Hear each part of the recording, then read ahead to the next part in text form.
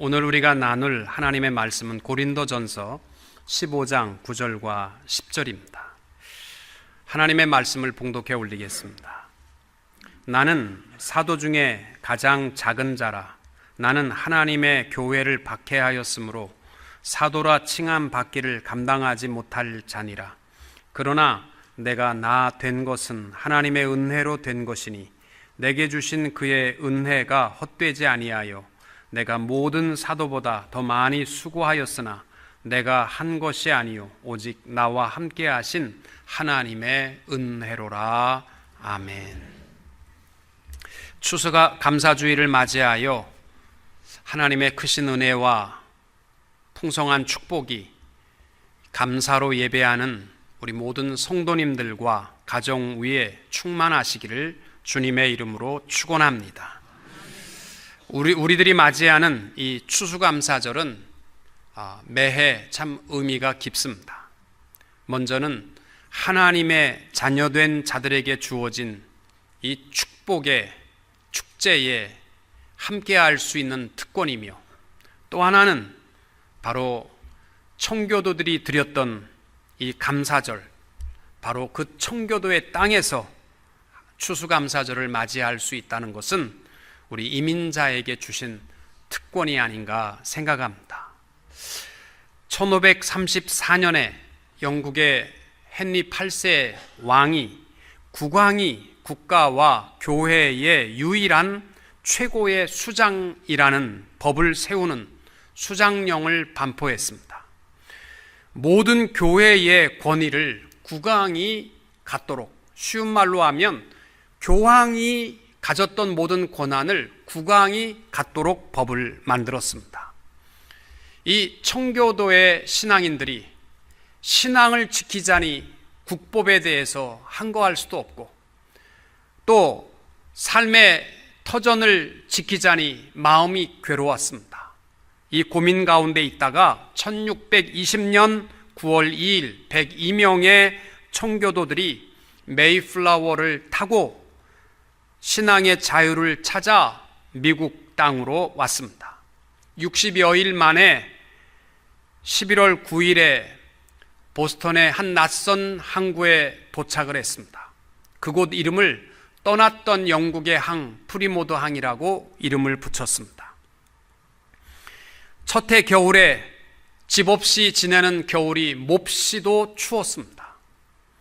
힘든 겨울을 지내며 반수 이상이 추위와 굶주림과 영양실조와 질병으로 생명을 잃었습니다. 죽었음에도 불구하고 장례식을 낮에 행할 수 없었던 것은 주위에 거칠은 인디안들이 혹시 약탈하고 공격하지 않을까 해서 모두가 잠든 캄캄한 밤에 죽은 형제들을 땅에 묻는 장례식을 행했습니다. 첫 해 기나긴 겨울을 보내며 반수 이상이 죽었고, 나머지 50여 명이 영국으로부터 가져온 씨앗을 가지고 농사를 지었지만 농사꾼이 하나도 없었습니다. 다 교수요, 의사요, 변호사요, 목사요, 그들이 농사를 지은 결과에 추수 곡식은 너무나도 형편없는 흉작이었습니다. 그래도 그들은 1년을 돌아보며 진심으로 눈물로 감사를 드렸는데, 그 감사가 얼마나 복받친 감사였던지 감사제로 하나님 앞에 축제로 며칠을 드렸던 것이 바로 이 감사절의 시작입니다. 이 감사절에 그들이 하나님 앞에 감사했던 내용을 아십니까? 첫째는 102명 중에 살아있다는 그것만으로도 눈물로 감사했던 것입니다. 두 번째는 신앙의 억압을 당하지 않고 자유함으로 하나님을 마음껏 예배하고 찬양할 수 있다는 것에 대한 감사였습니다. 세 번째는 땅을 통하여 추수할 수 있고, 흉작이든 풍작이든 관계없이 추수할 수 있고, 먹을 것이 있고 먹을 수 있음에 감사했습니다.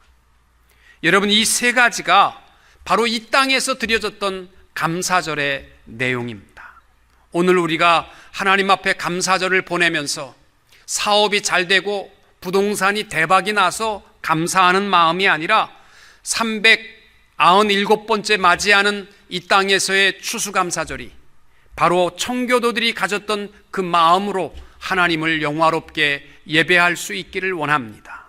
첫째는 힘겨운 이민의 삶 속에 살아있다는 것만으로도 감사할 수 있기를 원합니다. 두 번째는 하나님을 마음껏 예배하고 찬양할 수 있다는 것에 대해서 감사합시다. 여러분, 똑같이 이민을 갔지만 이 남미나 또 유럽이나 동남아시아나 불교 국가들이나 영국이나 이런 데로 이민 간 사람들은요, 예배를 드리려면 보통 3-4시간 드라이브 하고 가야 합니다. 여러분, 뭐 집에서 교회 오는데 멀다고 생각하십니까? 이거 특권입니다. 마음껏 하나님을 예배할 수 있다는 것, 특별히 같은 이민자지만 그 특권을 우리가 가진 것에 대해서 감사할 수 있기를 원합니다. 세 번째는 청교도의 신앙처럼 먹을 것이 있고 먹을 수 있음에 감사할 수 있기를 바랍니다. 세상 인구의 3분의 1은 먹을 것이 없어서 못 먹는 사람들이 많고, 또 많은 사람들은 먹을 것이 있어도 먹지 못하는 사람 많습니다. 여러분, 주위에 먹을 것이 있어도 못 먹는 분들이 얼마나 많이 있습니까? 저도 지난 몇 달 동안 그 위염 때문에 먹고 싶은 것은 많은데 못 먹으니까 삶이 재미가 없더라고요. 먹을 수 있는 것 정말 감사한 것입니다. 여러분, 초대교회 성도들은요, 어거스틴에 의하면 서로 만나면 만나서 인사하는 것이 뭐냐면 하나님께 감사합시다. 또 헤어질 때에 성도들이 인사했던 것이 뭐냐면 잘 살아, 이것이 아니고 하나님께 감사합시다. 그 많은 모진 핍박과 고통을 이길 수 있었던 이유가 뭐냐면 감사였답니다. 하나님 앞에 감사. 여러분, 야만인과 문화인과 신앙인의 차이점을 아십니까? 야만인은 받은 바 은혜에 대해서 감사할 줄 모르는 사람, 그냥 섭섭한 것만 기억하고 원망하고 불평하는 사람, 이 사람은 야만인들입니다. 문화인이란 받은 바 그 은혜에 대해서 감사할 줄 아는 사람들이 문화인입니다. 신앙인이란 범사에 감사하는 자가 신앙인입니다. 특별히 오늘 사도 바울이 그의 서신서들과 오늘 본문에 보게 되면 그냥 감사하다는 것입니다. 있는 그대로 감사하다는 것입니다. 어떤 환경이나 사방을 둘러봐도 감사할 것밖에 없고, 내 삶의 과거와 현재와 미래를 바라보아도 감사할 것밖에 없고, 그가 옥중에 갇혀 있을 때에도 감사할 것밖에 없고, 그러니까 우리에게 말씀하는 것이 범사에 모든 것에 감사하라는 겁니다. 40에 하나를 감하는 매를 3번이나 맞아도 감사할 것밖에 없고, 죽을 고비를 수없이 맞이해도 감사할 것밖에 없고, 유대인들에 의해서 교회를 쫓겨나도 감사할 것밖에 없다. 그 이유가 뭔지 아십니까? 오늘 고린도전서 15장 9절에 보면 그가 고백하는 말이 있습니다. 내가 나 된 것은 하나님의 은혜로 되었기 때문에. 이 말은 뭐냐면 은혜가 아니면 나는 존재할 수도 없고 바울이라는 이름이 해석될 수가 없다라는 고백입니다. 사랑하는 성도 여러분, 우리 이 청교도의 땅에서 397번째 감사절을 맞이하면서 바울과 함께 우리들도 하나님의 은혜가 아니면 해석할 길이 없는 그러한 감사하는 마음으로 하나님을 영화롭게 예배할 수 있는 성도님들이 다 되시기를 주님의 이름으로 축원합니다. 제일 먼저 바울이 감사하는 것은 예수 그리스도를 만난 것에 대한 감사입니다. 기적 중의 기적이 예수를 만난 것이라는 것입니다. 특별히 고린도전서 15장 1절부터 8절까지의 내용이 뭐냐면 자기는 예수를 만날 수 있는 사람이 도저히 아니라는 거죠. 자기는 예수를 핍박하던 사람이고 또 인간적으로 말하면 만삭되지 못하여 난 뭔가 나사가 풀린 사람이고 허물과 죄로 가득한 자신이었는데 자기가 예수를 만난 것이 아니라 예수님이 자기를 찾아와 만났다라는 것입니다. 이것이 바울이 평생 감사의 이유입니다. 에베소서 2장에서 그가 고백하는 말이 뭐냐면 그 은혜를 인하여 믿음으로 말미암아 구원을 받았다라는 것입니다. 그 구원의 감격에 대해서 고린도후서 9장 15절 말씀해 보시면 말할 수 없는 그의 은사라고 고백하고 있습니다. 여러분, 오늘 감사절에 우리가 드려야 할 감사의 첫 번째는 예수 만난 기쁨입니다. 예수 만났기 때문에 이 자리에 앉아 계시는 겁니다. 창세기 27장에 야곱에 대한 이야기가 나옵니다. 이삭의 둘째 아들이 야곱인데 하나님이 야곱을 축복하시는 것이 어떻게 보면 잘 이해가 안 됩니다. 형 에서가 배고파 들어왔을 때 죽 냄새를, 붉은 죽을 쑤어서 냄새를 솔솔 풍기면서 죽 한 긋 줄 테니까 장자권 팔으라고. 아니, 동생이 형한테 죽 주는 건 지극히 당연한 건데도 불구하고 장자권을 그렇게 사기쳤습니다. 그것만 한 것이 아니라 아버지 이삭이 장자를 향한 축복을 할 때에 형이 짐승을 잡으러 간 사이에 양가죽을 홀딱 벗겨서 자기가 뒤집어 쓰고 털 많은 에서인 것처럼 목소리를 깔아가지고 아버지 에서예요. 그래가지고 축복을 받았어요. 사기쳐서 도둑질했습니다. 에서가 화가 나서 야곱을 죽이려고 할 때 야곱이 빈몸으로 도망가서 삼촌 라반의 집에까지 갔는데 빈몸으로 들어가서 불과 몇 년 만에 삼촌 재산의 반 이상을 자기 거로 만들었어요. 그러니까 라반의 아들들이 얼마나 속상하면 다시는 우리 땅에 발을 들여놓지 마라. 너 우리 땅에 발을 들여놓는 순간 형제고 뭐고 할 것 없이 죽여버리겠다. 쫓겨났습니다. 근데 앞에서는 에서가 쫓아오고 뒤로는 도망갈 수 없도록 라반의 형제들이 줄을 쳐놓고 있고, 그때에도 뭘 좀 살아날 좀 정직한 마음을 갖는 게 아니고 자기의 짐승을 두 떼로 나누어서 병든 거 앞에 세우고 건강한 놈 뒤에 세우고, 형이 눈이 어두워서 병든 거 바꿔서 해호하면 건강한 건 지가 갖고, 만약에 형이 이거 갖고 마음이 안 풀리면 건강한 짐승 다 주고, 그거 가지고도 안 풀리면 내 새끼들도 아내들도 다 주고, 마지막에 사랑하는 라헬을 맨 꽁문에 뒀다가 형이 그래도 화가 안 풀리면 라헬까지 주고 자기는 뒤로 도망갈 생각이었어요. 그런데 하나님이 그날 야곱을 만나서 야곱에게 져주시면서 이제는 이스라엘이라 하라, 하나님과 겨루어 이기었다라는 이름을 주십니다. 여러분, 어떻게 보면 어떻게 이렇게 심통맞은 야곱을 하나님이 축복하실까? 이것이 우리의 의문이지만, 저도 어렸을 때 그것이 안 풀렸지만 크고 보니까 내가 야곱보다 훨씬 못한 심성을 가졌는데도 야곱보다 더 좋은 축복을 내가 누리더라고요. 야곱은 염소 껍질 벗겨서 뒤집어 쓰고 축복받았지만 우리는요, 예수 그리스도를 껍질을 홀랑 벗기고 살과 피를 다 흘려 그 피를 뒤집어 쓰고 야곱이 받은 축복에 비교할 수 없는 놀라운 축복을 받았고 영원한 생명을 얻었고, 또 이스라엘이 민족적인 이스라엘이 아니라 너는 참 이스라엘이라, 하나님의 영적 자녀의 축복과 특권을 누리게 되었습니다. 구원의 축복입니다. 출애굽기 15장에도 보면 모세와 이스라엘 백성들이 홍해를 건넌 다음에 며칠을 축복 축제를 갖습니다. 그 축제의 내용이 뭐예요? 여호와는 나의 힘이시오 노래시며 나의 구원이시로다. 그는 나의 하나님이시니 내가 그를 찬송할 것이요 내 아비의 하나님이시니 내가 그를 높이리로다. 구원의 하나님, 이것이 축제의 핵심이었습니다.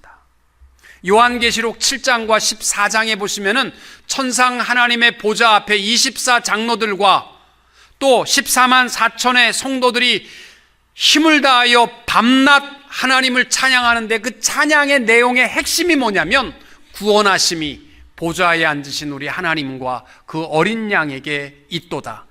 구원이요, 하늘나라 찬양의 핵심 내용입니다. 여러분, 추수감사절도 마찬가지입니다. 청교도들이 드렸던 이 땅의 감사는 풍요로워서가 아닙니다. 구원하심이 하나님께 있기에 나를 살리시고 예수 만나 마음껏 하나님을 예배 찬양할 수 있는 그 감사였습니다. 여러분, 우리가 어쩌다 보니까 예수 만난 거 아닙니다. 하나님께서 우리의 이름을 창세전에 부르시고 생명책에 기록하시고 우리를 구원하시기 위하여 양을 잡으신 것이 아니라 예수 그리스도를 십자가에 못 박아 죽게 하심으로 우리의 구원의 축복을 허락하여 주신 줄로 믿으시기 바랍니다. 예수 만난 기쁨이 오늘 감사절에 최고의 감사의 이유가 될 수 있기를 원합니다. 저도 하나님 앞에 기도할 때마다 제가 참 신통하고 감사한 것은, 제가 목사가 된 것 이전에 나같이 못된 심성을 가진 자에게도 예수님이 찾아와서 내가 예수를 믿고 영원한 생명을 얻은 것에 대한 감사, 이것이 참 신기한 기적임을 고백하며 감사합니다. 여러분, 감사주일에 내 건강과 물질을 떠나서 내 생명의 주 여호와 하나님, 나를 구원하신 하나님, 예수 만난 기쁨에 감사 찬송이 넘치게 되시기를 바랍니다. 두 번째, 바울의 감사의 이유는 나의 나 된 것에 대한 감사라고 고백합니다. 10절에 그러나 내가 나 된 것은 하나님의 은혜로 되었다. 이 고백 속에는 두 가지 의미가 담겨 있습니다. 첫째는 자신의 현재의 모든 모습에 대해서 은혜가 아니면 해석할 수 없다라는 것이고, 두 번째는 내 자신의 이 모습 이대로 이 모든 것이 다 하나님의 은혜다라는 것입니다. 여러분, 사람들은요, 다 내가 갖지 못한 것 때문에 부러워합니다. 나보다 조금 더 가진 사람이 부럽고, 또 나보다 건강한 사람이 부럽고, 나보다 잘생긴 사람이 부럽고, 나보다 키 큰 사람이 부럽고, 아니 나보다 키 작은 사람이 부럽고, 하여튼 다 부러워요. 그런데 사람들이 그렇게 나보다 더 나은 것만 보다 보니까 불평이죠. 내 모습 이대로 하나님이 내게 주신 축복을 망각하기 때문에 감사함이 없습니다. 바울이 말하는 내가 나 된 것, 나의 이 모습 그대로 돌아보면 은혜가 아니면 해석할 길이 없는 내 모든 것을 여러분 인정하시고 감사하는 이 아침이 될 수 있기를 축복합니다. 옛날에 욕심 많은 주인과 착한 모습이 살았답니다. 이 착한 모습이 아침 새벽이면 나가서 주인을 따뜻하게 자기 위해서 나무를 산에 가서 해오고 있었는데, 이 주인 생각에는 이놈이 하루 종일 산에 가서 나무 한다고 그러고 잠자고 놀다가 나무 대충 주워 갖고 오면서 밥만 축내는 거 아니냐, 이 의심이 생겨가지고 이놈을 한번 쫓아가서 봐야 되겠다. 이른 아침에 나무하러 가는 모습을 쫓아 올라갔습니다. 근데 얼마나 빨리 산에 올라가든지 주인이 쫓아갈 길이 없는 거예요. 그래서 한참을 올라가다 보니까 다리도 아프고 허리도 아파서 더 이상 못 올라가겠다 하는 순간에 앞에 거대한 곰 한 마리가 나타나가지고 이빨을 드러내고 손을 드러내면서 이제 그 곰의 밥이 된 거예요. 그 순간에 이 주인이 곰을 향하여서 나 좀 목숨만 살려달라. 내 다시는 사람 의심하지 않고 좀 내가 정직한 사람으로 살 테니까 나 좀 살려달라고 막 하는 순간에 퍽 소리 나서 보니까 곰이 앞에 쓰러진 거예요. 보니까 머슴이 쫓아오다 말고 그 모습을 보고 이 곰의 머리를 도끼로 쳐가지고 한 방에 쓰러진 겁니다. 이제 살았습니다. 그래서 머슴이 부축해서 겨우 내려와서 치료를 받고 이제 건강이 회복되어 너무너무 행복했습니다. 건강도 생명도 살았고 또 곰도 큰 거 한 마리 잡았으니까 고기도 먹고, 껍질을 홀라당 벗겨가지고 곰 가죽을 팔려고 시장에 나갔는데 안색이 안 좋아서 들어왔습니다. 하인을 불러서 그 모스맨한테 소리를 칩니다. 이놈아, 곰 도끼 자국 때문에 껍질 값이 반값이단다. 왜 칠라면 머리를 쳤느냐? 다른 데 치지. 그렇게 불평했다는 것입니다. 여러분, 우리가 살아있는 것은 하나님의 은혜입니다. 힘겨운 이민 생활 속에서 내 힘으로 산다고 착각하지 마십시오. 순간마다 하나님이 좋은 것으로 채워주시고 우리와 함께 하시는 줄로 믿습니다. 또 앞으로도 하나님의 은혜로 살아갈 것입니다. 바울이 나의 나 된 것은 다 하나님의 은혜라고 고백하는 말은 뭐냐면, 남들보다 내가 부요하고 남들보다 건강하고 남들보다 똑똑해서 감사한다는 말이 아닙니다. 내 있는 모습 이대로 하나님의 은혜임을 깨달은 것입니다. 그래서 이 아침에 여러분이 하나님 앞에 감사할 때에 더 베스트 완으로서 감사하려고 하지 마세요. 남들보다 뛰어났기 때문에 감사하는 것이 이 감사절이 아니고요, The only one, 절대적인 존재입니다. 그 누구와도 비교할 수 없는 절대적인 존재로 하나님 앞에 감사할 수 있기를 원합니다. 이것이 바울이 고백하는 나의 나 된 것은 다 하나님의 은혜로 되었다라는 것입니다. 어떤 사람이 길에서 카세트 테이프를 하나 주웠습니다. 근데 이 레이블이 안 붙어 있으니까 여기에 뭐가 담겨 있는지가 참 궁금했습니다. 여기에 멋있는 클래식 음악이 담겨 있는가? 여기에 아니면 시 낭송하는 것이 담겨 있을까? 아니면 학생이 잃어버렸다면 여기에 대학 교수의 명 강의가 담겨 있는가?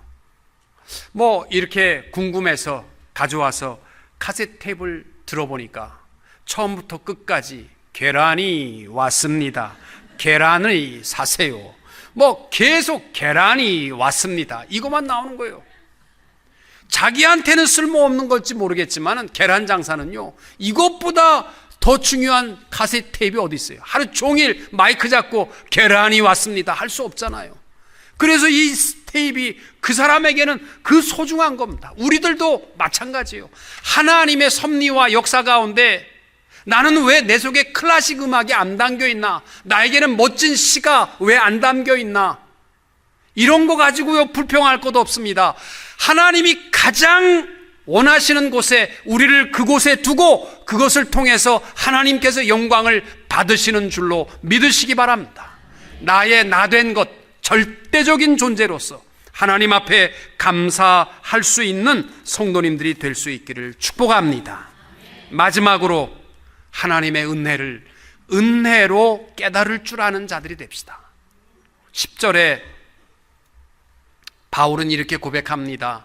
내게 주신 그의 은혜가 헛되지 아니하여 내가 모든 사도보다 더 많이 수고하였으나 내가 한 것이 아니요 오직 나와 함께 하신 하나님의 은혜로라. 여러분 가만히 보면 바울은요 풍요로운 것을 은혜라고 고백하지 않고요 더 많이 수고하였으나, 이 말이 뭐예요? 개고생했지만 그게 하나님의 은혜라는 겁니다. 죽도록 남들보다 더 고생했는데 다 하나님의 은혜라는 거예요. 어쩌면 하나님께서 우리에게 은혜로 많은 것을 주셨는데 우리는 내가 은혜로 해석하는 것도 있고 오히려 그것을요 못된 것으로 해석해서 받아들일 때가 많이 있어요.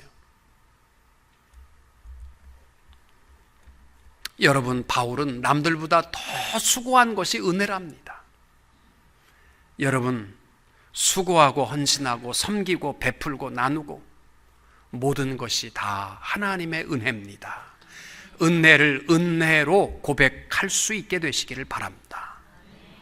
저 주일학교 때 선생님에게 많이 들은 이야기 가운데 하나가 낙동강 이야기입니다.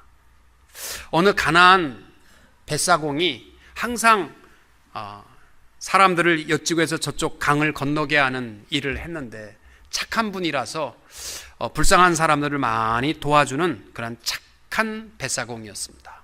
어느 날 홍수가 져가지고 막 떠내려가는데 그걸 그냥 볼 수가 없어서 위험을 무릅쓰고 작은 배를 가지고 살리기 위해서 들어갔습니다. 막 물살이 센데 보니까 노루 한 마리가 떠내려가기 때문에 미물의 생명도 생명이다. 그래서 노루를 배에다가 확 올려놨습니다. 그리고 조금 가다가 보니까 뱀 한 마리가 지푸라기 위해서 물 먹으면서 가는데 거의 죽게 생겼습니다. 그래서 뱀도 생물이니까 살렸습니다. 옆에 보니까 아이가 거의 물에 혼절해서 떠내려가서 아이도 건져냈습니다. 다른 것을 건지는 것보다 이 아이가 살아나야 되기 때문에 빨리 집으로 가서 이 아이를 응급조치해서 살렸습니다. 네 집 아들인지 물어보니까 부모님이 다 돌아가시고 윗마을에서 혼자 크던 아이입니다. 고생하지 말고 우리 집에서 내가 양아들 삼을 테니까 우리 집에서 자라라. 그 집의 아들이 돼서 이제는 밥 먹고 살았습니다. 아이가 좀 크니까 할아버지 뱃일은 나한테 맡기고 할아버지는 좀 쉬세요. 그래서 이 아이가 가서 뱃일을 했답니다. 이 할아버지가 뱃사공이 할 일이 없으니까 놀 수는 없으니까 산에 가서 나무를 하려고 갔더니 자기가 살려준 노루가 자기를 쳐다보고 있습니다. 그래서 노루를 보니까 노루가 자꾸 가면서 따라오라고, 그래서 노루를 따라갔습니다. 한참 숲에 들어가더니 땅을 막 팝니다. 파보라는 거예요. 그래서 할아버지가 땅을 파보니까 거기에 이제 막 금은 보화가 담겨 있습니다. 그래서 이 노루가 자기 살려준 것에 감사하면서 나한테 선물을 줬구나. 그래서 노루에게 정중하게 고맙다고 인사를 하고 가져다가 참 이제는 가난하지 않고 넉넉하게 살았습니다. 그러다 보니까 이 양아들이 뱃일을 그만두고 아버지 재산을 가지고 탕진하고 호랑방탕하고 죄 지으면서 살아가는 겁니다. 그래서 아버지가 그렇게 하면 안 된다고 아무리 할아버지가 꾸짖어도 안 들어요. 잔소리가 많아지니까 이 아들이 관가에다가 이 할아버지를 고소했습니다. 가난한 사람이 도둑질을 해갖고 와갖고 잘 살게 됐다. 그 원님도 보니까 하루아침에 부자가 됐는데 너 어디서 부자가 됐느냐? 노루가 줬어요. 근데 믿을 수가 있어야죠. 이 정신 나간 노인아, 노루가 어떻게 주느냐? 그래서 감옥 안에 갇혔습니다. 어느 날 자기가 살려준 뱀인데 감옥 안에 실실 기어들어오더니 자기를 꽉 물은 거예요. 그래서 독이 퍼져서 거의 죽었구나. 한데 그 다음날 이 뱀이 2개의 잎사귀를 물고 들어왔습니다. 그래서 하나의 잎사귀를 상처에 대니까 독이 싹 빠지면서 가라앉았습니다. 그리고 밖에를 보니까 포졸들이 웅성웅성하고 있는 거예요. 왜 그러냐 그랬더니 원님 사모님이 뱀에게 물렸는데 아무리 좋은 의사를 갖다 놔도 이제 거의 죽기 일보 직전이다. 그 할아버지가 내가 살릴 수 있다. 그래서 원님이 오라고 하니까 그 나머지 한 이파리로 그 원님의 부인을 살려줬습니다. 원님이 너무 고마워하면서 할아버지 말을 다 이제는 이해하고 그 양아들이 이 나쁜 놈 짐승도 은혜를 은혜로 갚는데 너는 어떻게 사람이 은혜를 원수로 갚느냐고 매우 쳐라 그렇게 하고 감옥 안에 가뒀는데 할아버지가 아니라고, 내 하나밖에 없는 아들인데 제발 좀 용서해달라고. 그래서 이 할아버지 덕분에 이 양아들이 감옥에서 나와서 새 사람이 되었다라는 전설 따라 삼천리 이야기입니다. 왜 우리나라에 그런 얘기 많잖아요. 제가 이 이야기를 하는 이유가 뭐냐면 굉장히 성경적이에요. 어떻게 보면 하나님이 지으신 모든 것들은요 다 각자의 처소에서 하나님의 영광을 나타냅니다. 시편 19편 1절에 보시면은 하늘이 하나님의 영광을 선포하고 궁창이 그의 손으로 하신 일을 나타내는도다. 하나님의 피조물들이요 다 조물주의 뜻대로 쓰임을 받으면서 영광을 돌리는데 딱 하나 하나님의 형상을 가진 인간만은 은혜를 왼수로 갚고 불순종하고 하나님의 영광을 가리우고 아버지를 떠나려고 하는 탕자의 마음을 가지고 사는 것이 인간밖에 없어요. 그래도 하나님께서 우리를 사랑하사 독생자 예수를 보내어 주시고 그의 보혈의 피로 씻어주시며 우리를 향한 하나님의 사랑을 또 한 번 보여주셨어요. 이게 십자가의 사랑이잖아요. 그래서 우리가 살아났다면 이제는 전설 따라에 나와 있는 양아들처럼 우리들도 변화되어야 하지 않겠습니까? 이제는 은혜를 원수로 갚지 말고 은혜를 은혜로 깨달을 수 있어야 합니다. 여러분, 감사하는 마음이 없이 예수를 믿는 사람이라는 것은 있을 수 없는 이야기입니다. 왜? 우리는 하나님의 베푸신 사랑과 은혜와 영생 가운데 살아가는 것이 신앙의 삶이기 때문입니다. 여러분, 세상에는 두 종류의 사람이 있답니다. 모든 일이 성공하고 잘 될수록 자신을 크게 보고 높아지려고 하는 사람이 있고, 모든 일이 성공하고 잘 될수록 하나님을 크게 보고 나를 더 낮아지게 하는 사람이 있답니다. 여러분, 두 번째 사람이 바로 감사할 줄 아는 사람입니다. 우리 예수 믿는 사람들은 두 번째 사람이 되시면 I am something 이렇게 살아가면 안 돼요. 이건 은혜가 없는 사람의 표시입니다. I am nothing. 은혜를 깨달은 사람은 늘 하나님을 높이고 나는 아무것도 아닙니다. 은혜로 깨닫고 살아갈 수 있는 성도님들이 다 되시기를 축복합니다.